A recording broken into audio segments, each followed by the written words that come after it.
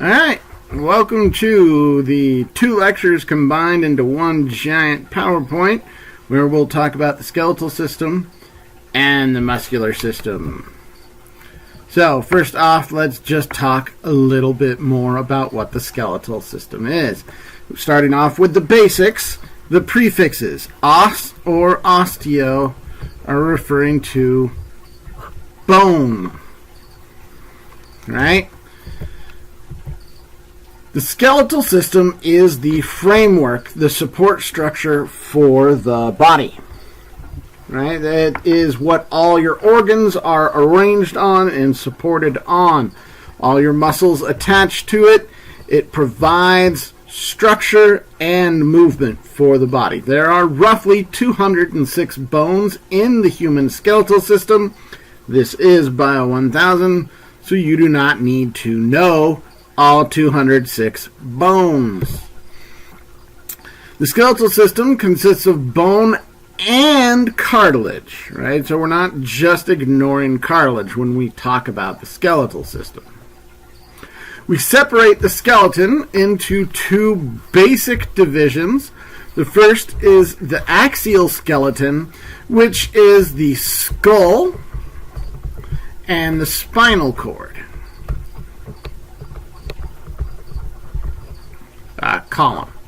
Cord.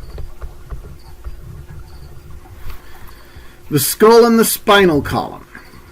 It also, because we're including the spinal column, we're including the ribs and the sternum.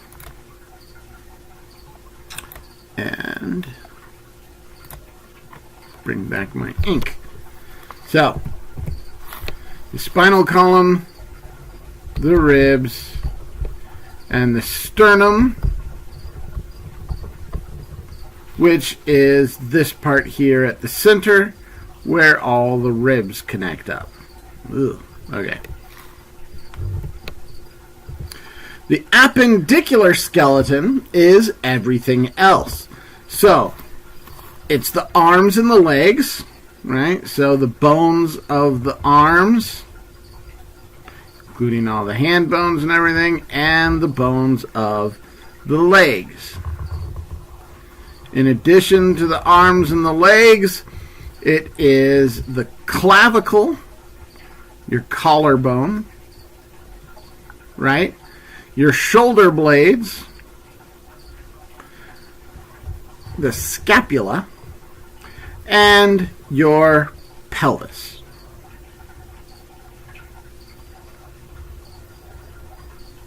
Right? So that is the appendicular skeleton. Just two basic divisions.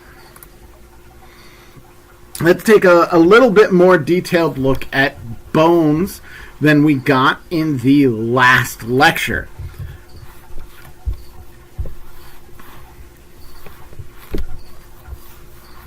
So,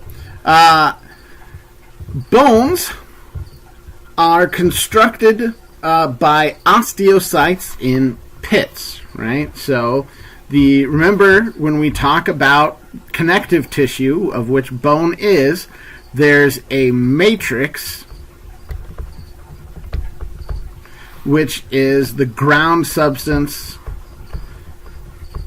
and the protein fibers. So the matrix here is secreted by osteocytes. And those osteocytes are in little pits. So bone secreted by the osteocytes radiates out in circles because, as it secretes new bone around it, the old bone becomes another circle, just like trees. The bone matrix is calcium, which you probably all know, and a type of phosphorus crystals known as hydroxyapatite. So you have calcium and hydroxyapatite crystals. The fibers of the matrix are primarily collagen. So again, bone is vascular, so it has a rich blood supply.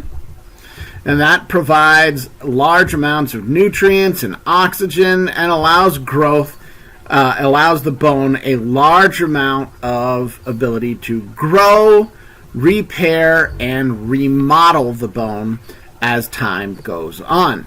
So you need nutrients, oxygen signals, all that stuff in order to be a, growing active structure in the body. Because cartilage is avascular, when cartilage gets damaged, it kind of just stays damaged. At the center of bone, so if you have any long bone, like this femur I'm about to draw, sure, why not?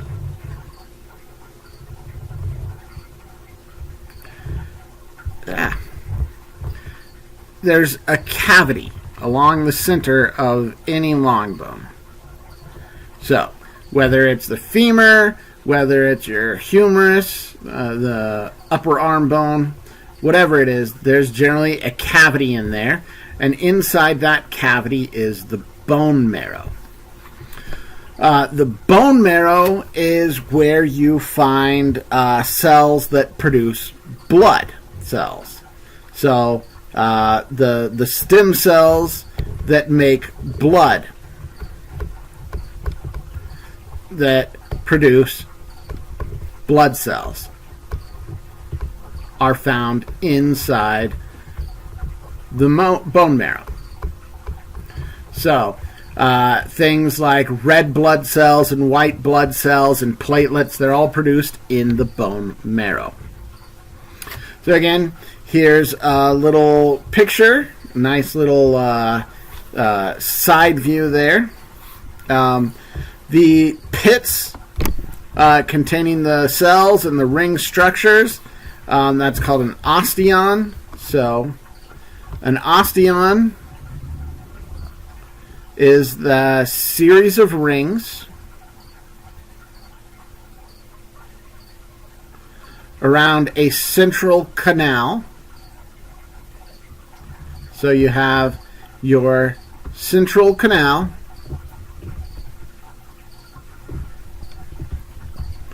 and the central canal has blood vessels and nerves when present running through it. And then all along the rings you have the little pits.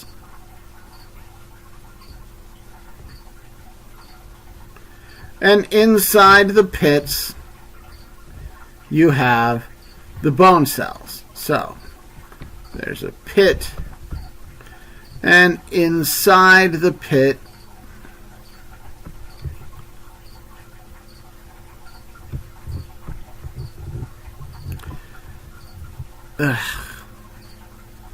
inside the pit, sort of at the center, is the osteocytes.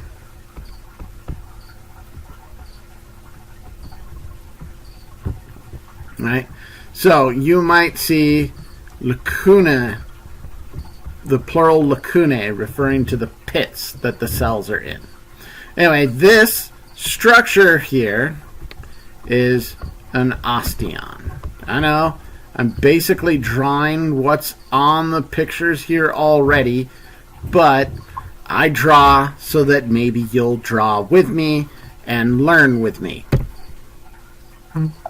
Now, we separate bone into two basic types: compact bone and spongy bone. So with compact bone, it's very dense and strong. This is that, oh my god. This is that classic osteon structure. So osteons are seen in compact bone, where you have those rings in the central canal. When you put a whole bunch of osteons together, you get very, very strong bone. So compact bone is great at resisting vertical force. important in your long bones, especially your legs. If you jump in the air and land on your legs, it is your bones that are absorbing most of the force from gravity. So, yeah, they better be able to resist vertical force, and it's this compact, dense, strong bone that does the job. So, but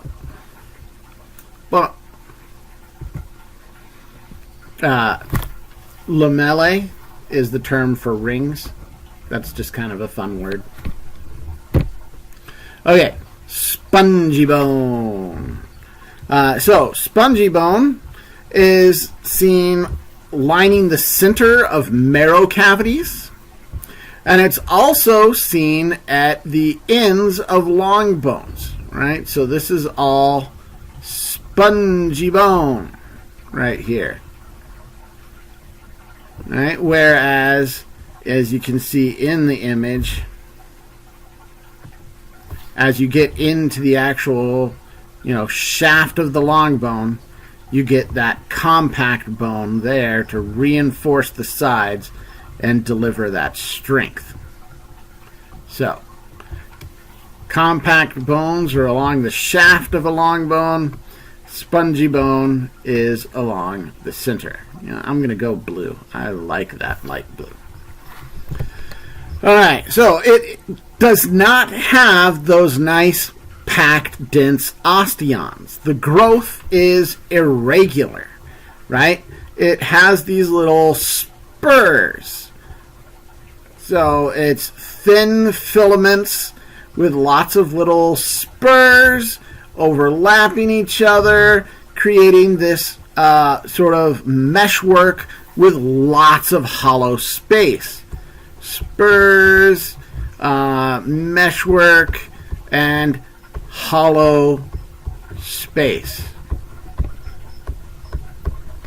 This is important, right? So spiny, branching, because there's so much hollow space, it's much less dense, but because there's that hollow space, it absorbs impacts, right? And we're not talking about resisting vertical force as much as we are talking about lessening impact. So with all that hollow space, when you have a sudden impact, some sort of sudden force on there, the hollow, spongy nature of the bone allows the force to be impacted and spread out through the spongy bone. So provides a layer of absorption for force so that you are not just driving all the force into solid, rigid bone. Because compact bone is great at resisting vertical force, but the more rigid something is, generally the more prone it is to potentially breaking when you put enough force into it. That spongy bone, much better at resisting the force from impact, and that's not typically where you see breaks in bone. So I've been talking about long bones so much. The long part of a long bone is the shaft, often called the diaphysis, which is just a fun name. The heads are the rounded ends.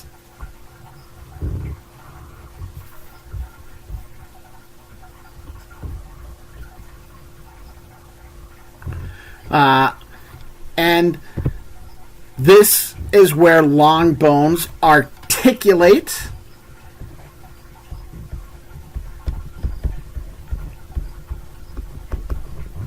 So articulations are essentially joints.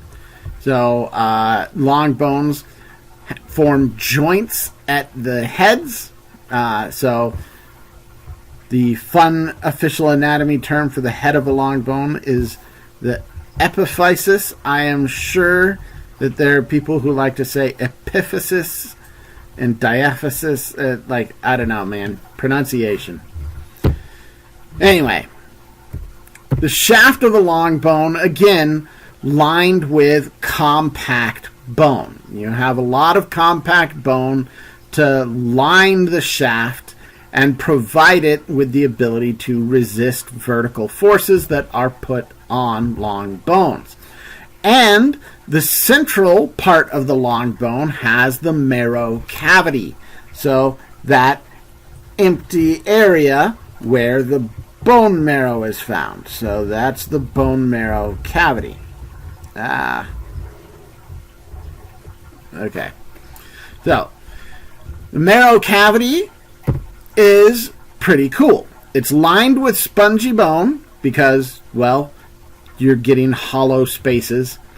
And it has either red bone marrow or yellow bone marrow in it.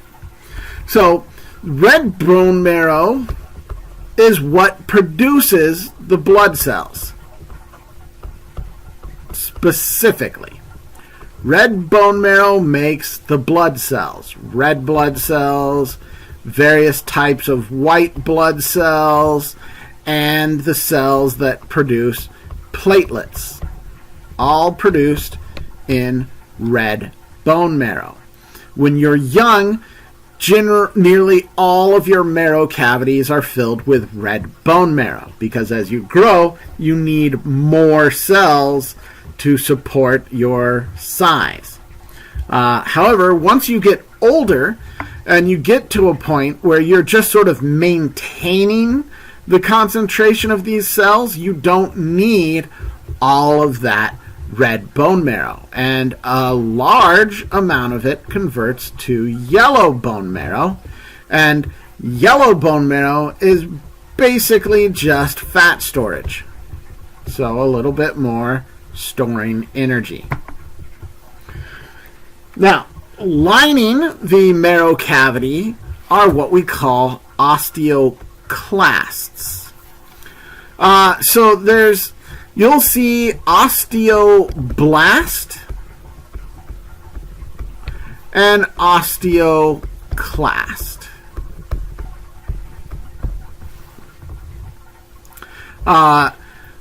These are two fundamentally different types of bone cells. Right? So, a blast produces that structure. So, a blast produces or makes whatever is associated with it. An osteoblast produces bone. And a clast, the suffix clast, refers to a cell that breaks down whatever that is. So an osteoclast breaks down bone.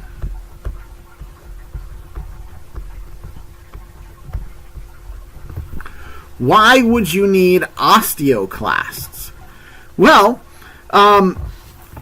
we'll get into bone remodeling shortly, but basically, bones can change how thick or thin the bone of the shafts are in response to how much force they regularly have to resist, right?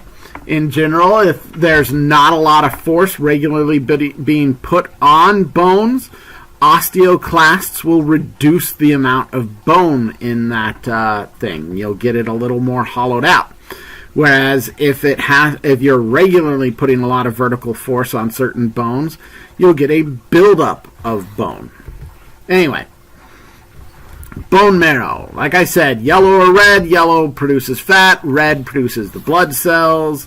Right, whether it's the red blood cells, these various different types of circulating white blood cells, or the blood cells that end up getting fragmented into little bits to make the platelets. And so, as we talked about in cancer, stem cells are what actually do the dividing, in order to make these various different types of stem cells.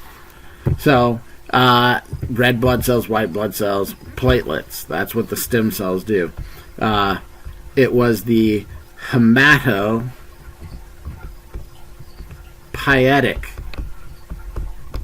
stem cells that are in the bone marrow that produce all of that stuff.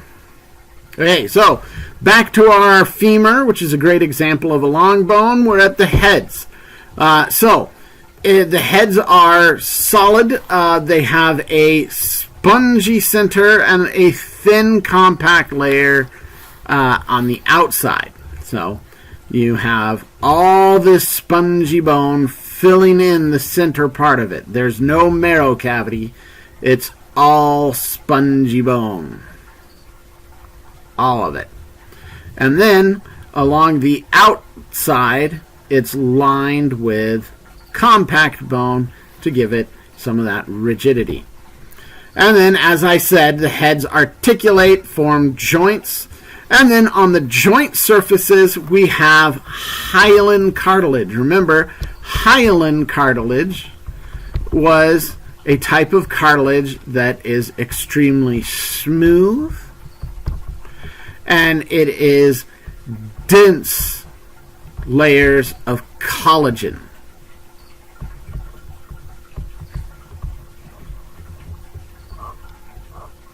And the whole point of that hyaline cartilage, that smoothness, reduces friction, and that thin layer of padding just adds one more level of shock absorption, and it also prevents bone-to-bone contact. Now, this is important because bones are rough.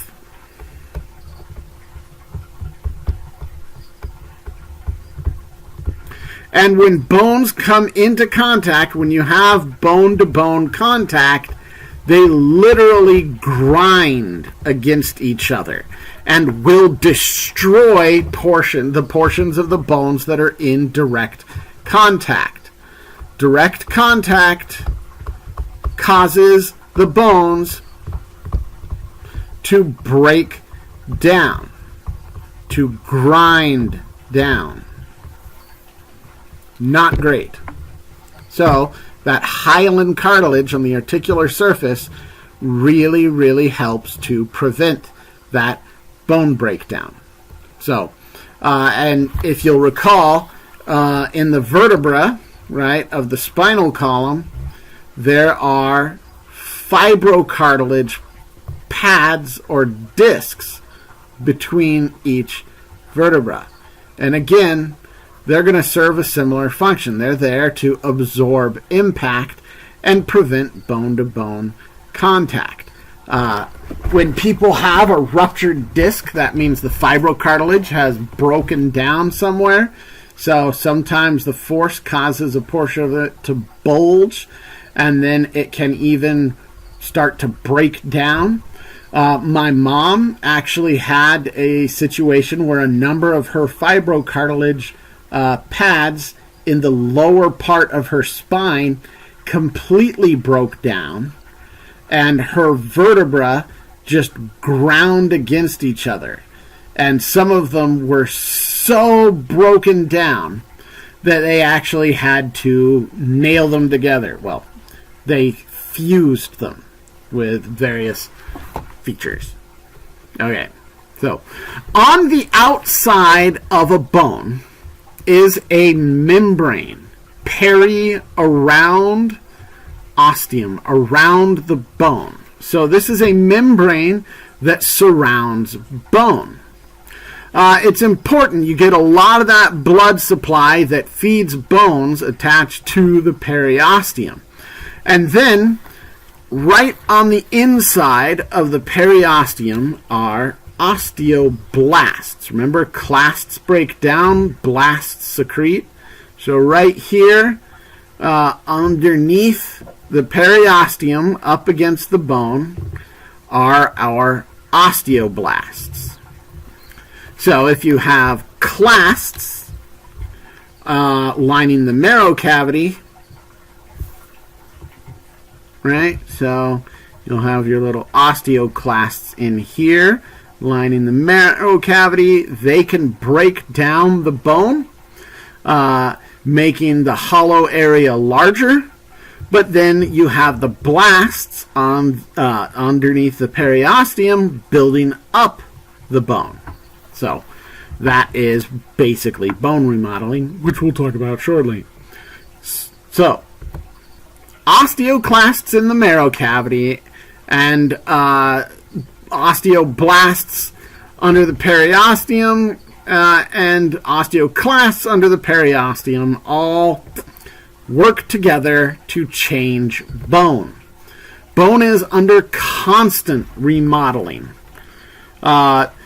It is just a normal part of everyday life, right?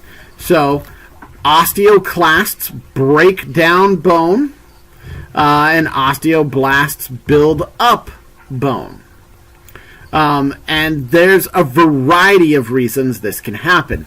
Like I said, it can be in response to the specific stressors that you put on your bone, right? Less forces tend to have, how do I want to put it? Bones that are less thick. And then if the bones have more forces regularly put on them, they are going to be more thick. And it's these osteoclasts and osteoblasts that are doing this. In addition, sometimes you have to break down bone to release stored nutrients.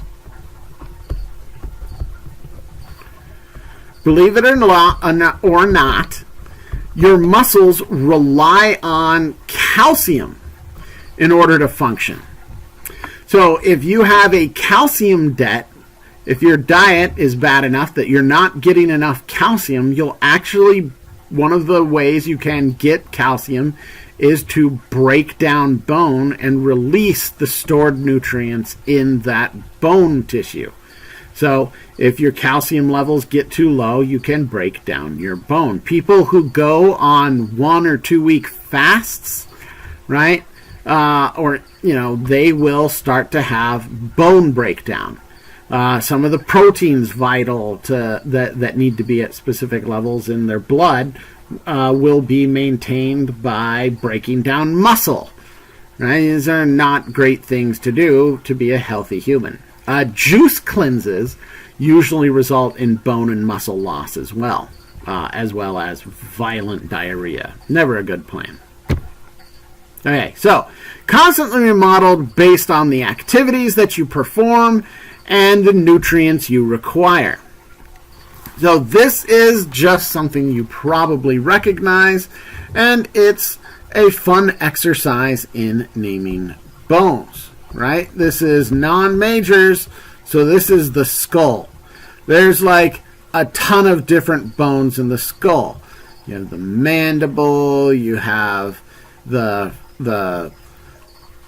frontal bones, you have the different skull bones, right? There's the parietals, the frontal bone, various different things. There's a lot of different types of bone, or bones in the skull, but this is a skull. Here is the shoulder blade, which is the scapula. Right here, the upper arm bone is the humerus. Here we have the ribs. Ribs are actually separated out into different kinds. You have the true ribs that connect up to the sternum directly. This right here is the sternum, your breastbone, sometimes called it. Anyway, True ribs connect up to the sternum directly, and then the pseudo ribs have to join together before connecting up to the sternum. And then you have floating ribs that don't connect at all. So those are the different types of ribs. But for you guys, it's ribs. Here's the old pelvis. Over here we have the two bones of the forearm, right? So one bone has your elbow, right? And that's how I always remember that it is the ulna. And then the other bone, it interfaces more directly with your wrist, and that's the old radius. The radius actually does some rotation around the wrist bones. If you put your hand on your ulna and then feel it, you'll notice that it doesn't really move, whereas the radius has to move around when you rotate your wrist like that. So, okay. Then we talk about the bones of the hands, right? So wrist bones are the carpals. Yes, there are names for each individual one. Then we have the initial bones there. Those are not finger bones. Those are the bones in your palm. And those are the metacarpals.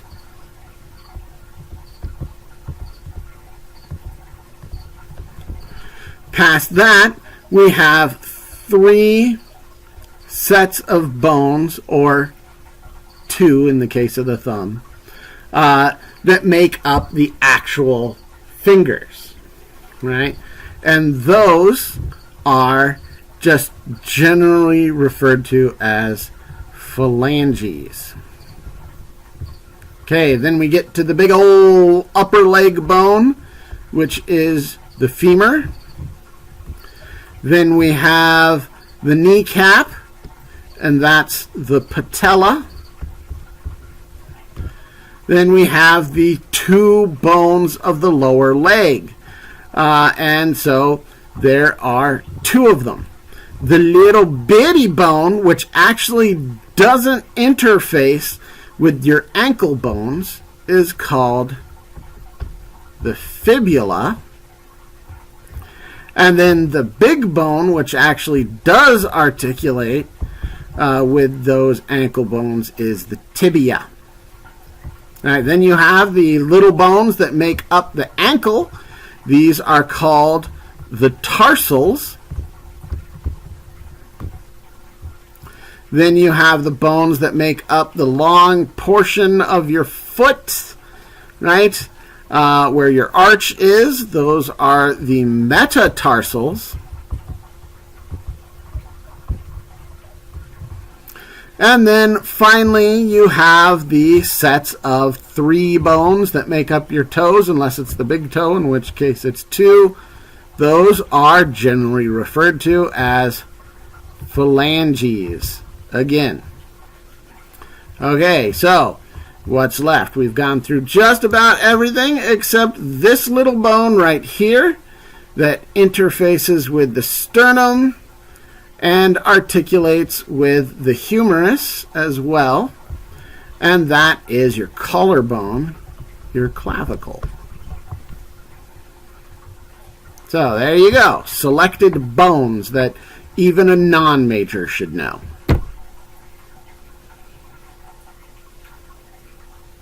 Oh. There's the spinal column, the vertebra.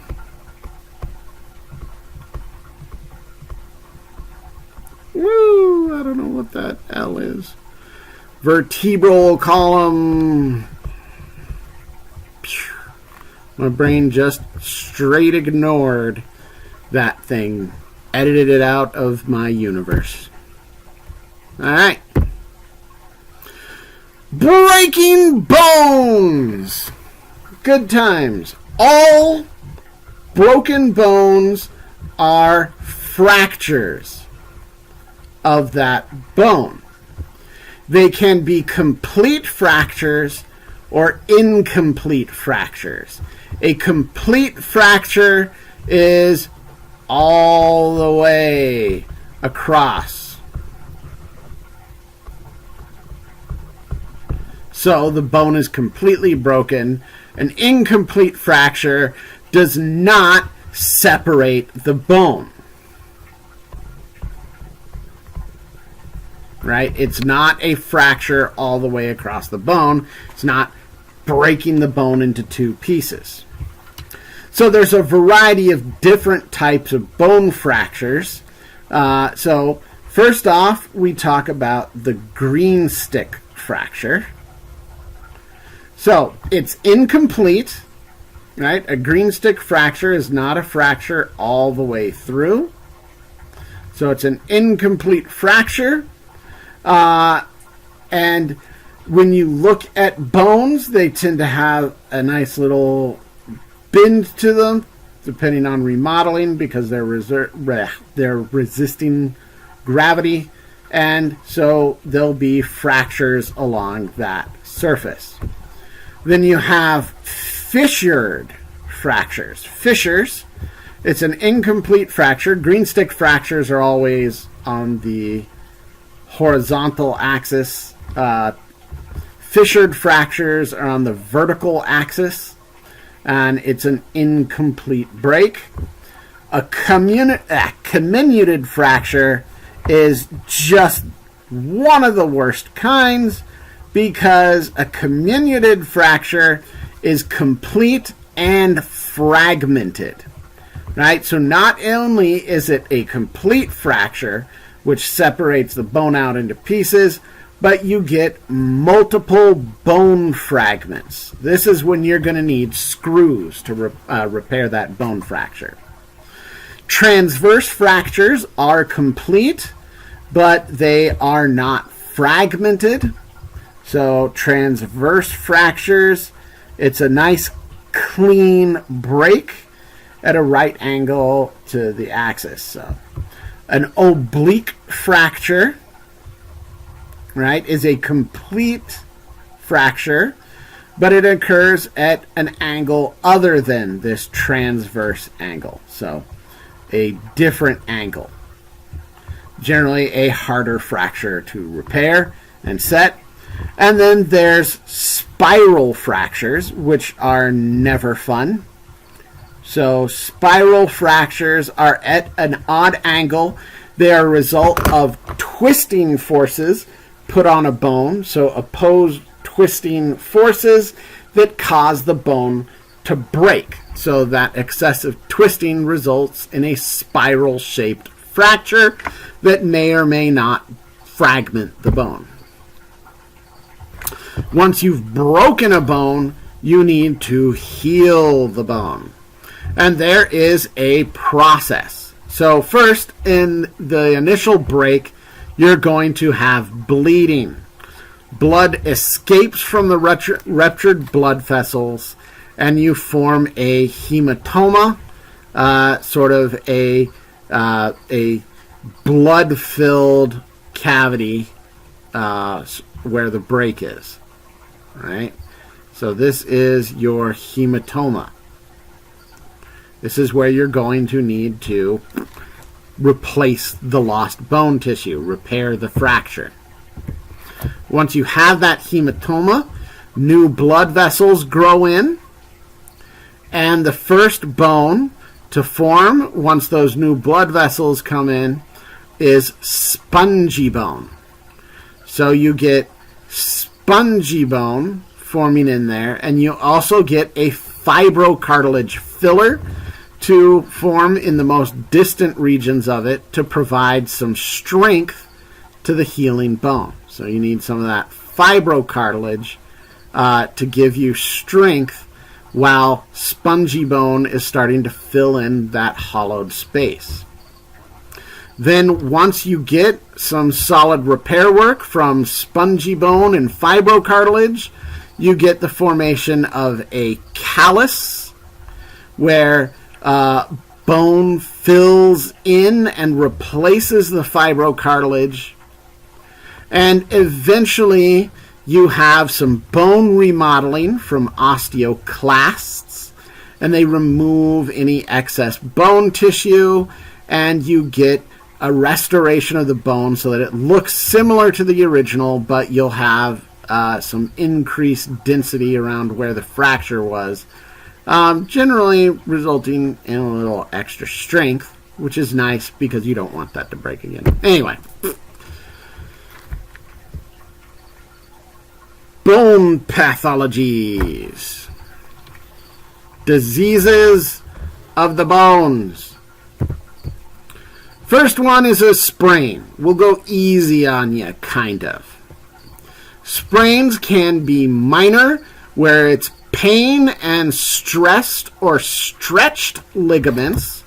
So a minor sprain will have stressed and stretched ligaments. Remember, a ligament is a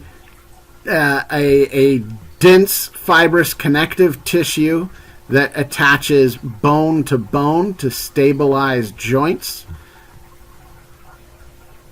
So your tarsals, your ankle, are just flush with a bunch of little ligaments.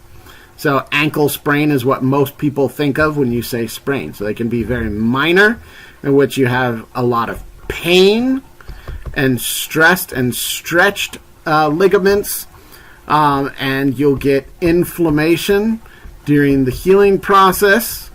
That's why your ankle swells up, but not terrible. But then there are different types of sprains.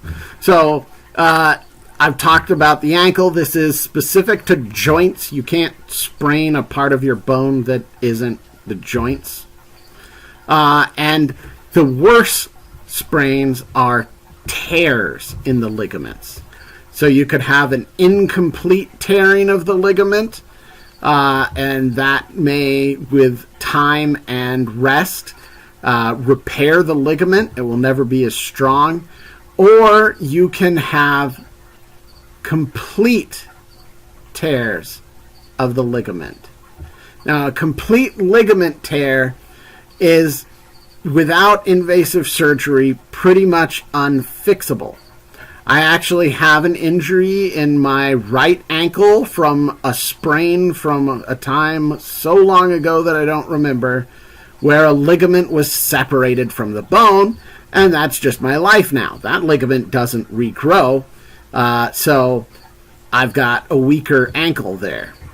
So that sucks. Anyway, bad ligament or bad sprains, for instance, this type 3 sprain, which I have had, you have complete tears of ligaments, one or more ligaments.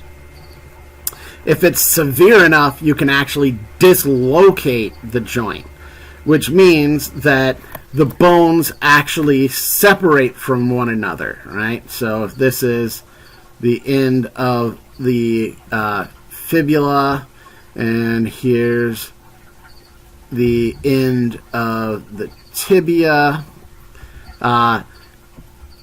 right here are the little round parts of your ankle. What you think of when you say ankle is actually the end of these bones, right? All the articulation is here. You have all these little bones, whatever. Anyway, if you dislocate them, you actually pull the articulation apart, and it doesn't work quite right. Think about in the movies when people dislocate an arm. Don't think about in the movies when they fix a dislocated arm, because that is not how you fix a dislocated arm. That is how you make a dislocated arm worse. But a severe enough sprain can dislocate the joint. And one of the crappy things about sprains is that the more sprains you have, the weaker the joint becomes, and the more prone it is to strains. Or sprains. That sucks. Another bone pathology is osteoporosis. When I say osteoporosis, most people think of old people. Osteoporosis is a loss of bone mass. It happens with age. That's the most common. The older people are the most common people who have osteoporosis, and it's a degeneration of the bone. So if you look at this image of a normal bone, you have this pretty dense area of spongy bone, and then someone with osteoporosis, you'll have a lot of that spongy bone broken down, leaving much larger hollow spaces with much fewer bits of bone reinforcing it, and so that bone becomes much weaker and much more prone to fracturing. So it's dangerous. You have a loss of bone mass. Because you're losing bone mass and getting those big hollow spaces with little reinforcement, you're at increased fracture risk. The cause can be from calcium debt. If your diet is low in calcium and you start to get into a calcium debt, you will break down your bones to try and supply the blood calcium you need to operate your muscles, like your heart. And if you're continuously in calcium debt, you won't build them back up. So that can happen to anyone at any age. But then older people tend to have osteoporosis, tend to be prone to osteoporosis, especially women. So when you look at older people, the greatest portion of people with osteoporosis, or perhaps a greater ratio, exists for women as compared to men. So more women and more older women seem to develop more severe osteoporosis than men. It's actually a big risk. My father's wife once fell off a single step at a buffet and fractured her hip because she had some pretty bad osteoporosis. Sedentary lifestyles can also result in osteoporosis. So if you have an extreme sedentary lifestyle, remember, the less forces your bones have to resist, the weaker that bone will be, because bone remodeling occurs in response to the forces on your body. So sedentary lifestyles can result in loss of bone mass. And of course, related to calcium debt, if you have a real crappy diet, you can end up with osteoporosis. Interestingly enough, when you're pregnant, you need a big increase in calcium in your diet. That's one of the things in your pregnancy vitamins is a big old dose of calcium, because the developing fetus, as it's developing cartilage and bone and muscle, will require significant amounts of calcium. So if you don't have a big calcium flush during your pregnancy, the mother can actually experience osteoporosis.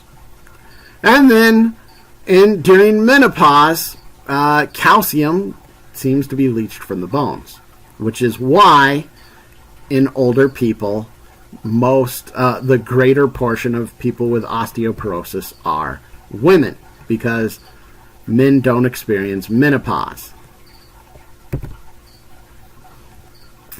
Then we have arthritis. There are two basic types of arthritis.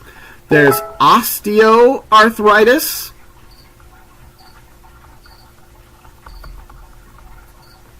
and there's rheumatoid arthritis. So one is just life, man. Arthritis is inflammation around the joints that can lead to damage of the joints and breakdown of the joints. Osteoarthritis is arguably the better one to have. So this is a result of wear and tear on the joints. I actually have some osteoarthritis of my left knee. If you were to look at my left knee where my femur interacts with the joint of my tibia, right here is my kneecap, my patella, and right around this area I have osteoarthritis. And it causes grinding against my femur. And it's unpleasant when I have to do things like walk upstairs, when I have to push off that leg and put a lot of body weight into it, like walking upstairs, I get quite a bit of grinding and pain. It's very unpleasant, and it's just wear and tear. So, joint damage, injuries, whatever.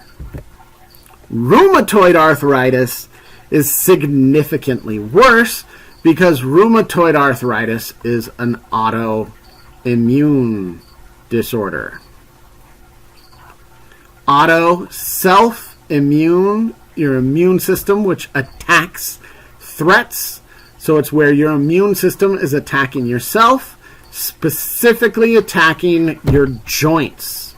So it's an autoimmune disorder in which a portion of that autoimmune reaction is attacking the joints. So it's attacking the lining of the joints, breaking down that joint lining, and causing inflammation around there. And that can cause severe joint damage and can also end up with scary things like fusion of joints. So you get that inflammation, you get destruction of the cartilage and the bone in the joints, and it can even fuse those joints together. That is not pleasant. I have a good friend with rheumatoid arthritis, and believe it or not, because it's autoimmune, it can attack other things than the joints. She once had a flare-up that attacked her lining around her brain. So that was unpleasant. Anyway, but when we think about rheumatoid arthritis, we primarily think about the immune system attacking the joints. This picture down here is someone with some advanced rheumatoid arthritis.